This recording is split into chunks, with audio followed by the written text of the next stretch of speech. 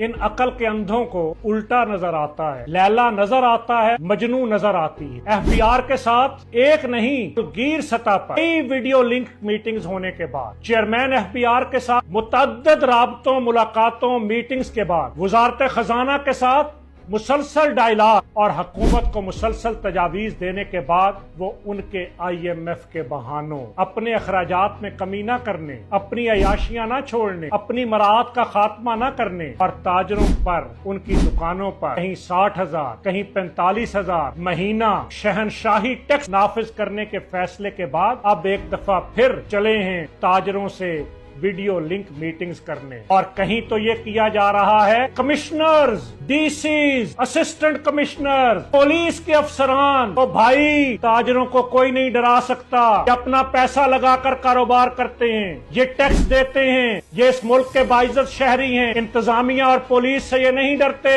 हमने तो जनरल परवेज मुशर्रफ की अमरीयत के दौर के अंदर भी जब बंदूकों के साए में टैक्स नाफिज होने आया था तो बंदूकों के साए में भी टैक्स नाफिज और जुल्म नाफिज नहीं होने दिया था। इसलिए मैं ये पैगाम देना चाहता हूँ, मेरे मुल्क में अगर किसी ताजर की तरफ किसी ने उंगली भी टेढ़ी की, अगर मेरे किसी ताजर को गिरफ्तार किया, हमने तो 28 तारीख भी एक दिन की शटर डाउन की कॉल दी है। फिर गैर मुअय्यना मुद्दत के लिए शटर भी बंद होगा, पहिया भी जाम होगा। इसलिए हुक्मरानों, होश के नाखुन लो, तिजारत और सनत का पहिया बंद ना करो वरना तुम्हारा निजाम भी बंद हो जाएगा।